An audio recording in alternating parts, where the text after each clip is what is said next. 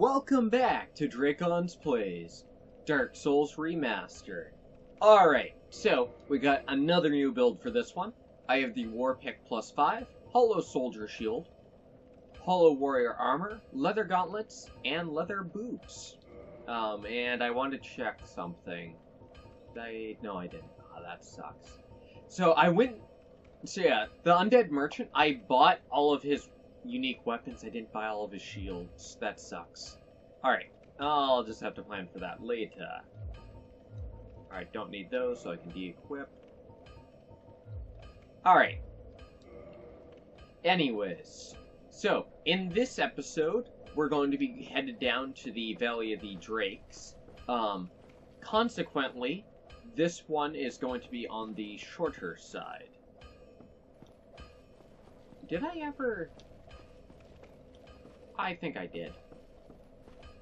If I didn't, that's gonna suck, but yeah. So this time, we're gonna be headed down to the Valley of the Drakes. The original plan that I had for this series was I was gonna do the Valley of the Drakes, in the same episode as I did the front area of the forest, and a little bit of the basin. So the original plan was to also head down through, Valley of the Drakes at that time. That episode was already running long as it was, though. So I decided it would be best if I just went ahead and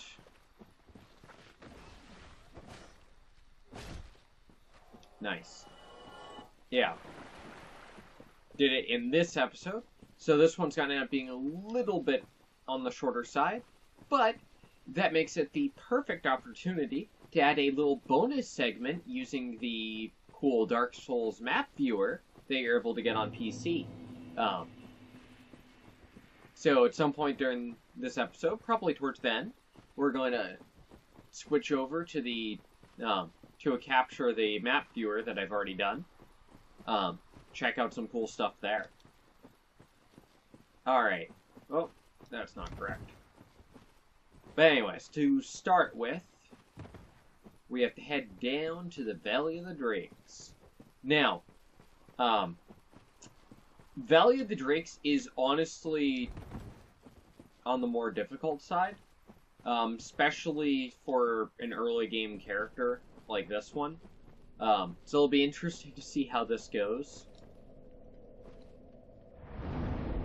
Alright. How am I doing level-wise? Alright. Perfect. Okay. So, I actually need souls to buy some spells from, our buddy Petrus, before the next episode.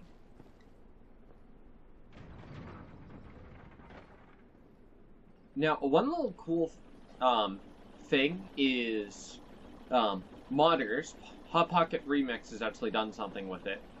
Apparently the way these elevators are programmed, you're actually able to switch it so you have to, like, press the button to make the elevator work.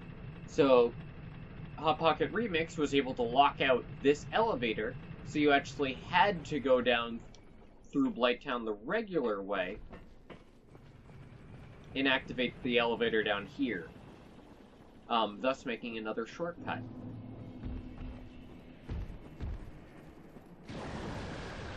Oh, that looks awesome.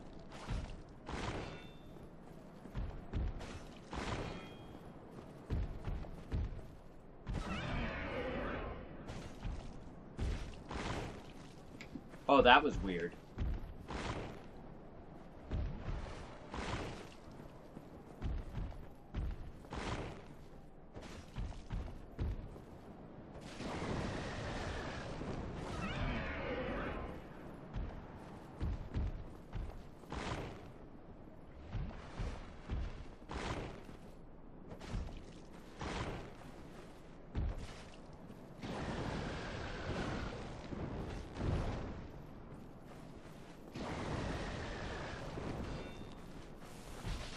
Oh, God.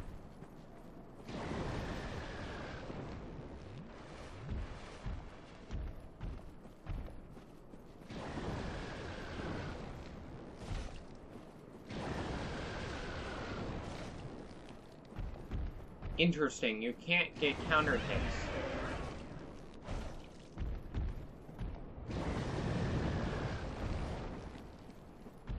Man, he has so much health.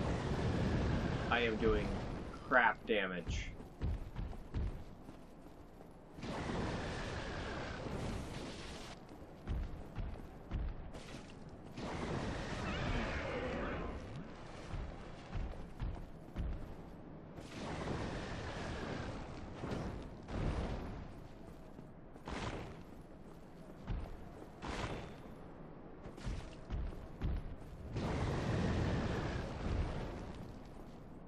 Like, I'm not gonna be able to kill all these guys. Dear God, I do no damage.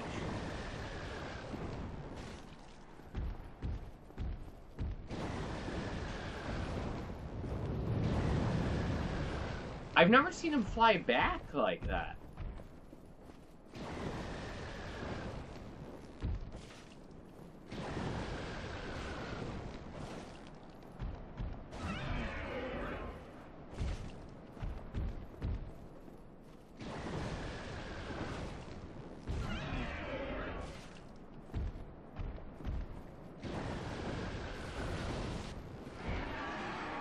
Ha! Okay. Well then. So anyways, this is actually... So that bridge right there, that's the one in the, Undead Burg. So that's the Hellkite Bridge up there. I guess move further back. Well, that's annoying. But anyway, so yeah, that's the Hellkite Bridge right there. I hate the limitations they put. It's a little too strict. But yeah, so that's the Hellkite Bridge, and this is actually the bridge that we looked down to. The Brigand Set and the Spider Shield.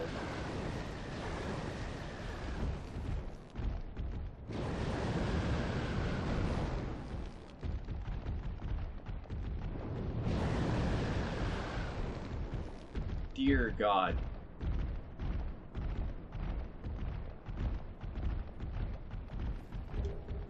Red Tear Stone Ring.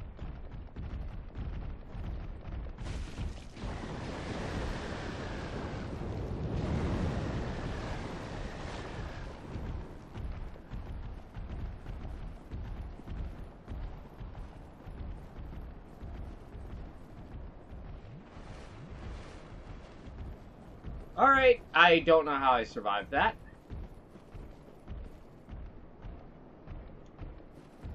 That guy is very upset.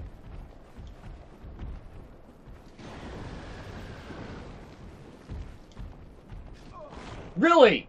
Ah! Hitboxes! I hate that he can just push you like that. I actually meant to go around the left side, but I kind of got pushed. But yeah, so the drakes down here in the Valley of Drakes, are definitely on the tougher side. Especially at this stage in the game, because I have crap damage.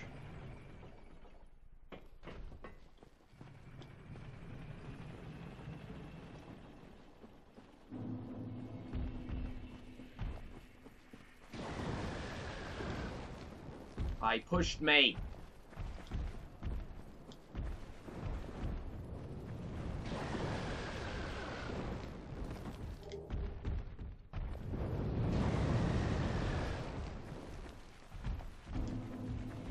Alright. So yeah, this path is kind of unnerving, honestly. Just because it's so narrow. When I first played the game blind, I actually did not notice that path. I think... Yeah. Yeah, I think I ended up not noticing that. And when I came back up through Blighttown, I ended up going the opposite direction here. Alright, here we go.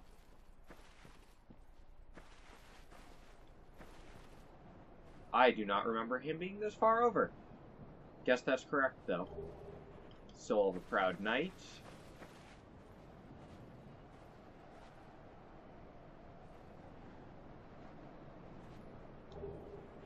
Astora Straight Sword. So it's super, super possible to pick up the Astora Straight Sword without aggroing him. And just to show off another cool little thing, there's a little ledge here that you're actually able to run up and along. You are 100% safe up on that ledge. He does not have a single attack that can hit there. So anyways, that guy was an undead dragon. So he is a cool story. So apparently Miyazaki had some character designer design an undead dragon, and they made some like horribly grotesque thing or something like that.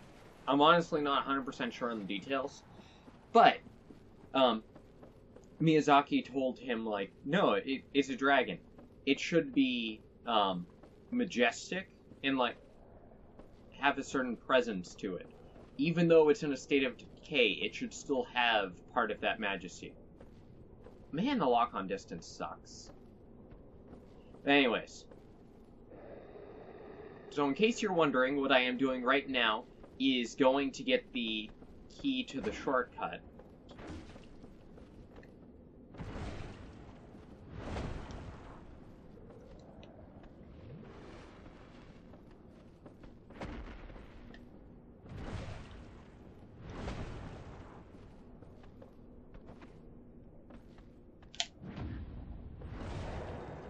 So, these guys are super parryable if you didn't know.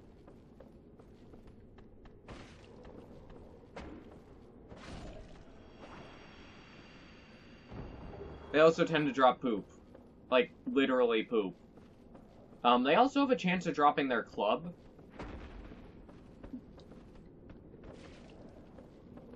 Which can only be obtained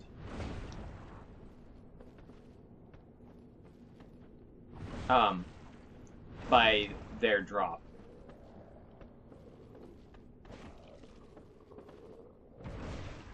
They are super easy to chain backstab like that. I'm hoping I'll get lucky and one of them will drop the club.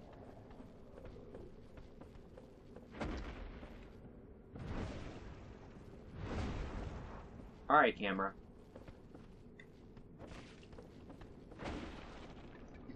He clipped me.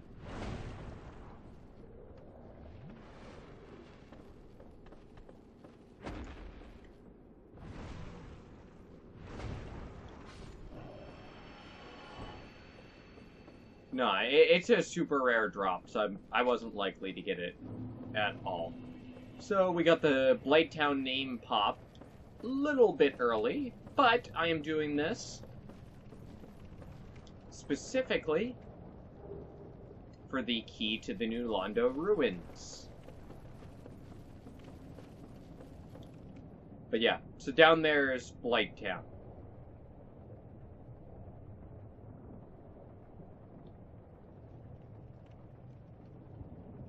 Yeah, and you can't see it from this position, but Firelink Shrine's up above. But yeah, I specifically just came over here for that key.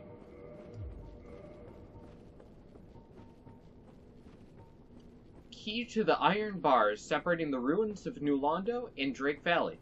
The ruins of New Londo were blocked off, for the cursed ghost posed danger to life and spirit. Legends speak of a terrible dark, which was sealed away. So, that key opens this door right here. Now, this door is actually one of the ones that the master key opens, which gives you immediate access to Blighttown without doing anything else. Alright. So anyways, this gives us access to Firelink Shrine. So I want to touch the bonfire up here, and then I'm going to go back for the undead dragon. Yeah, like I said, this is gonna be a shorter episode. Yeah. Let's see. Lore-wise, there's not much to say about the Valley of Drakes. Just a valley full of drakes. They're not dragons, they're just relatives of dragons. And then, of course, yeah. I already talked about the undead dragon a little bit. He is a proper dragon, just somehow turned undead. That part is not terribly clear. Reinforce Estus.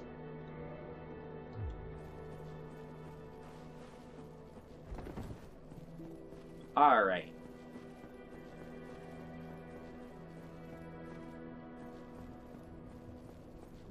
Alright, now, I would like... Oh, miracles? to pick up those spells. Force. And Great Heal X 10k? Damn. Damn. Alright.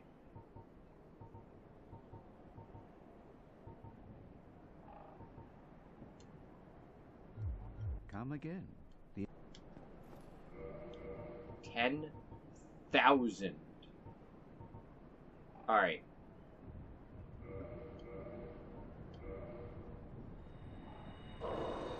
$4,000.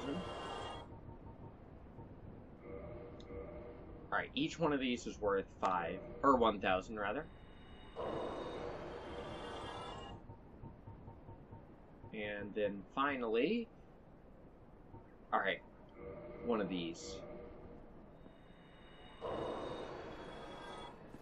Oh, miracle. Alright.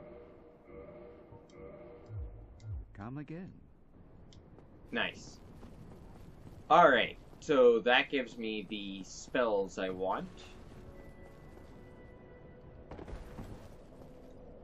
Alright, now, there's no reason not to do this.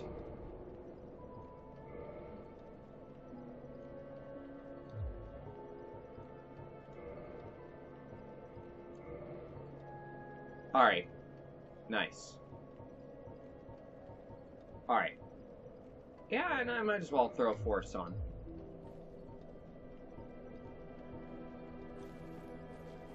Okay. Now, let's go back to the Undead Dragon. I'll be dealing with Firelink Shrine and all of its inhabitants soon enough. For now, though, I would like to check out the Undead Dragon.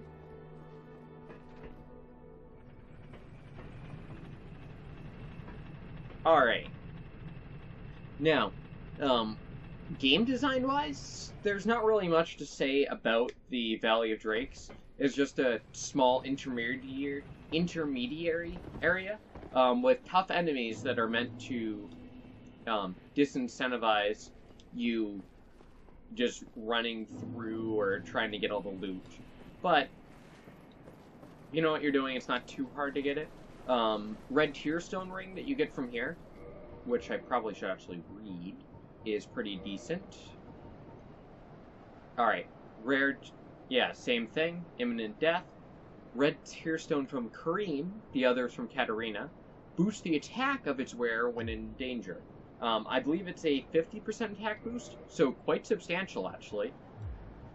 Now, let's see. Armor. So this is the Brigand, or no, this is the Bandit, sorry. So this is the Bandit, one of the starting classes. He made it to the Valley of Drakes, and then died. Cool little detail. Armor worn by the brigands who raid mountain hamlets and attack travelers. The addition of metal over a base of cloth and leather offers good mobility and defense. Yeah, same thing.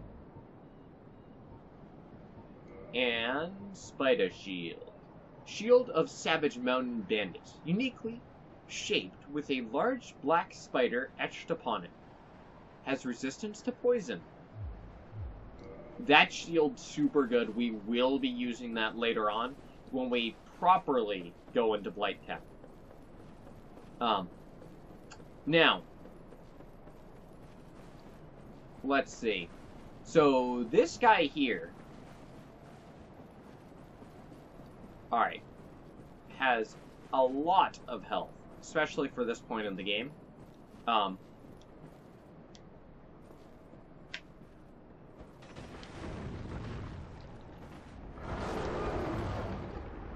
Why?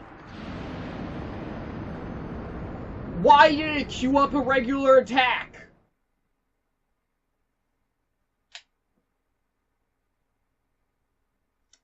So I did a jumping attack off and hit R1 for a plunging attack, and what I got was, yeah, because that's a glitch in the engine where you can double hit, although I think it's only on special, animations, like, Asylum and Taurus Demon.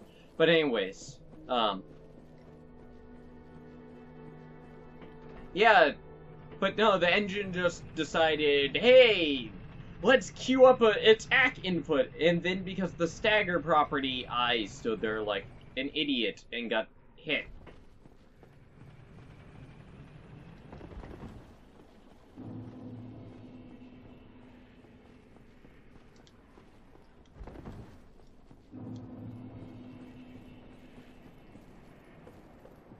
Alright. Yeah, so that's not great.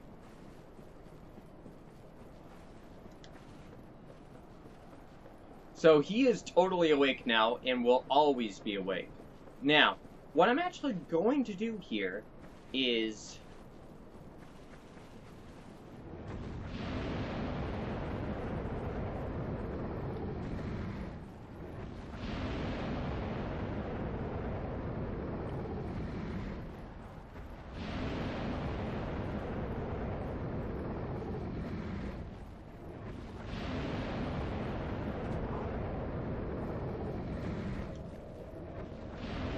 purposely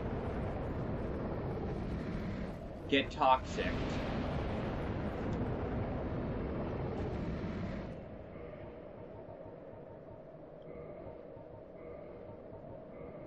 And make use of that red tearstone ring.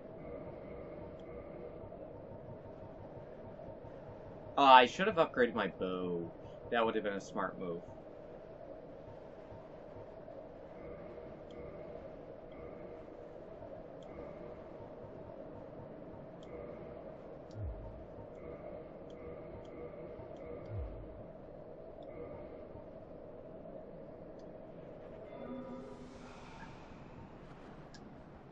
Alright.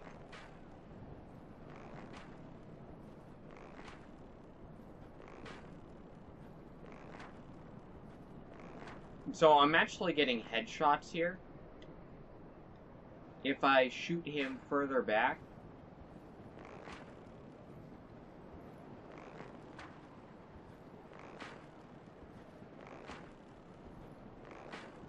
or not.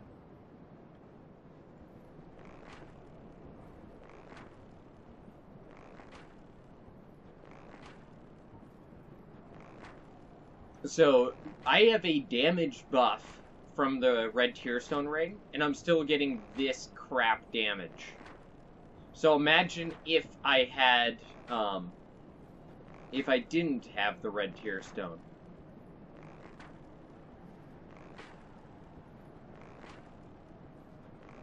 So he is, as you can tell, has quite a bit of health, especially for this point in the game. It's boss level of health at this stage in the game. Man, the red tearstone ring effect looks super cool. But, yeah, so this is probably one of the better ways of dealing with him, is to go up on this cliff and just snipe him with red tearstone and, like, good damage.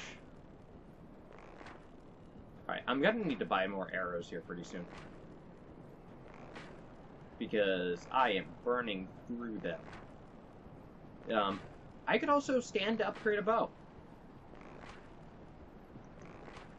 I'm gonna be using one pretty soon. Alright, yeah, I'm just thinking about future things a little bit here.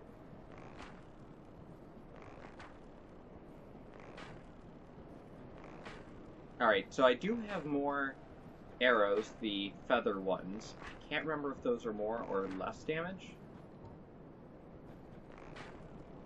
More.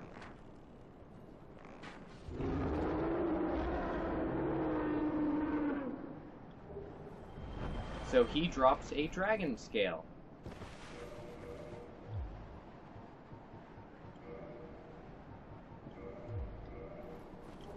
And we get the dragon crest. So dragon scale is an upgrade material. Dragon scale for reinforcing dragon weapons. Peeled from an ancient dragon. A dragon is inseparable from its scales, and the transcendent apostles who seek the perpetuity of the ancient dragons have crossed the very ends of the earth to seek this invaluable treasure. Invaluable? So, with no worth? That's an odd description. And Dragon Crest. Shield of a nameless knight, likely a high-ranking knight of Astora.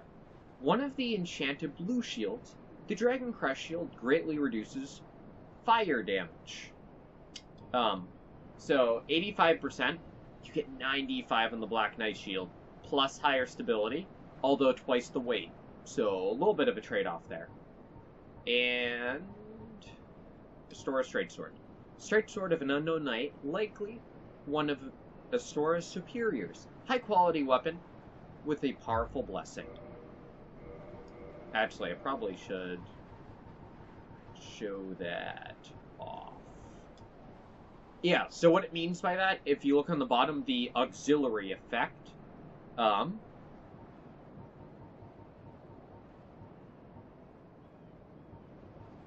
alright, divine/occult effects targeting specific foes. So this one has a divine modifier of 120. So that means enemies weak to divine take bonus damage, which is awesome. And then on top of that,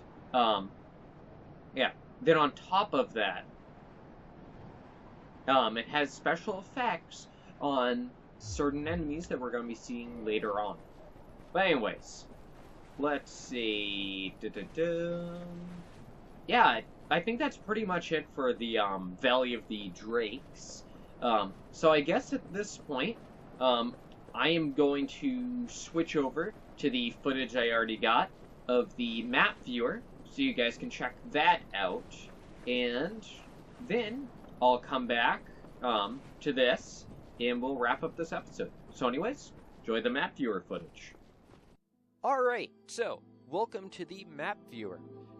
So this is a cool little app you're able to get on your computer. Just look up Dark Souls Map Viewer and you'll find it, along with plenty of cool videos and stuff showing it off. But anyways, figured I would show you guys this. So right now, I have the first half of the game loaded in, roughly. Later on, we'll do, like, probably one or two more of these types of things later on. But for now, we're going to focus on the first half of the game, where, honestly, a lot of the area interconnections happen. Now, I apologize for any control foibles. Honestly, this sucks to control. Yeah, zooming in and out is dumb by, like, right-clicking and dragging up and down. It's weird. Movement is left-click hold. It's a mess, honestly. Anyways. Yeah. You can see me having to drag. Anyways. If you double-click, you're able to reset focus. So right up here is Firelink Shrine. Really interesting to see. So this entire map is actually the collision data from the game, which is pretty interesting. Like I said, I apologize that it controls like crap, but there's not so much I can do. So over here you can see the graveyard. You can see the aqueduct leading up into the burg. And, okay, let's see. Yeah, up here you're able to see the burg. Yeah, so up here's the burg. You can see like Capra Demon's boss room, and you can see just how well stacked that entire zone actually is. It all logically makes sense. Should be noted, this is just the collision data, so it's not 100% here. It's surprising how much actually has collision, though. Like, a lot of the tower that leads down to the shortcut to like lower Undead Bird exists for some reason in collision data. So over here, so this is where Solaire is, and you can see that the entire cliff face below him is modeled with collision data for some reason. It actually makes it really easy to tell where things are, since they actually went out and did collision data on the entire thing. So this right here, this is the Hellkite Drake Bridge, and right below, you're actually able to see the bridge for the Valley of Drakes that I pointed out. Now, you notice in the actual game, they make it appear a little bit further away. Not super bad, it's still in the realm of possibility, it's super close. But its actual location, almost one for one. I think if you actually die down here, and then you run up here while your bloodstain's still down there, you can see it. Which is one of the really cool things with how all of it logically makes sense. And then, let's see. Yeah. So way over there, you're able to see the path going down Darkroot Basin. So you start up here, you can see it wrapping its way around, and you can see like the main part of the forest up there. And once again, logically makes sense. Havel's Tower even lines up, and it's just the level of interconnection is absolutely insane. Now, the other thing you'll notice is general lack of like intersection. You have a little bit of intersection here, but that's just cliff face. Fairly accurate, actually. It's like you have Blighttown down here in Quelaag's domain, which you can see actually passes way underneath Firelink, and essentially is right underneath Sen's Fortress. But yeah, New Londo Ruins is actually correctly placed, so it's behind the cliff here. Let's see.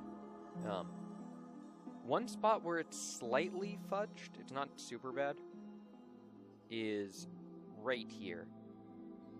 So this, kind of intersecting with some of the walls here, this right here is the Gaping Dragon boss arena. It's not super far off. You can see like this is the outer wall near Firelink. So it doesn't really clip through that wall at all. It does clip into some of the parts of Blighttown here though.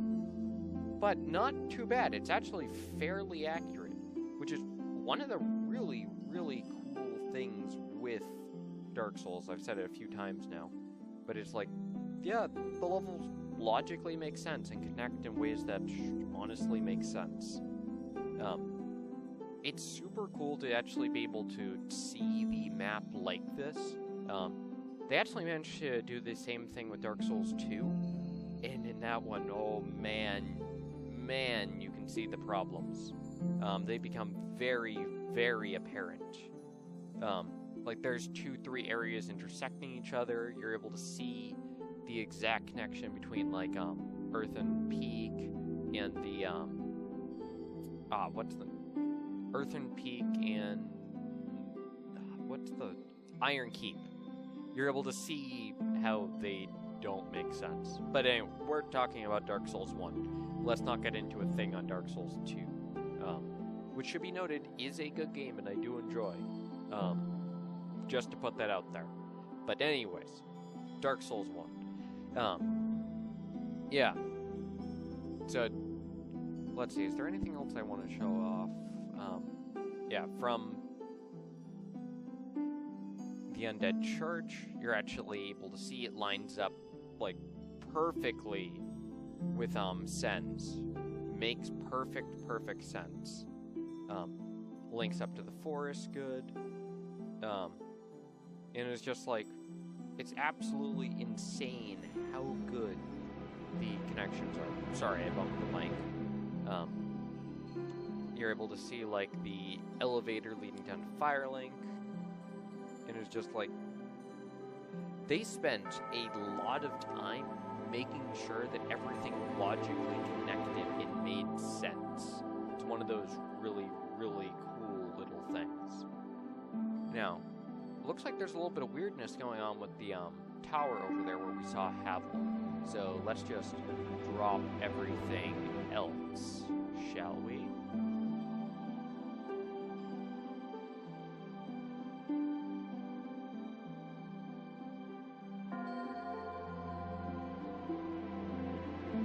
Alright, so let's see. Alright. Yeah, so you can see the actual upper part of the tower is like one-for-one connections. And then, yeah, they made it a little bit thicker near the bottom here for some reason. But overall, super, super close to, like, being a one-for-one recreation. Yeah. The level of detail is absolutely insane. Now let's see.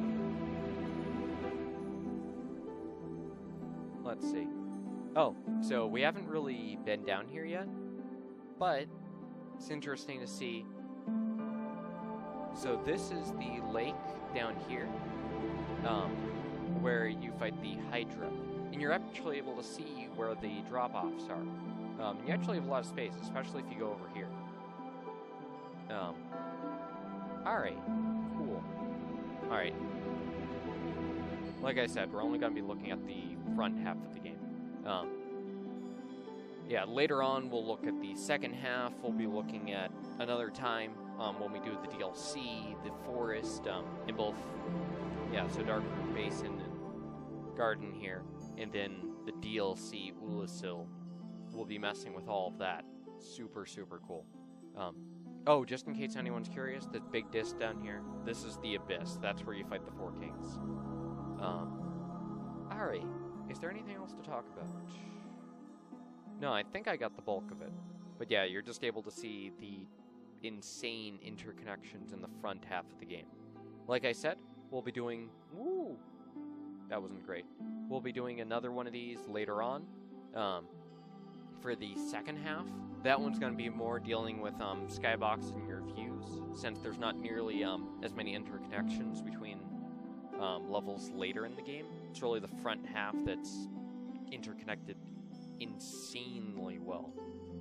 But the second half, we'll be looking a lot at skyboxes and other parts like that. Alright, anyways, guess that's good for the map viewer portion. And turning it back over to the me that's actually touching the actual game. Hope you guys enjoyed this little segment. Alright, so I hope you guys enjoyed the map viewer footage. So yeah, that's pretty much what I have for this one, like I said.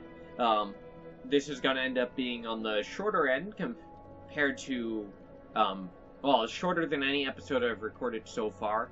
And given how this series is shaping up, probably going to end up being one of the shortest ones in the series. But I hope you guys enjoyed this. Next time, we have a very special episode planned. So I hope you guys look forward to that. So anyways, I am going to see all of you guys later. Bye!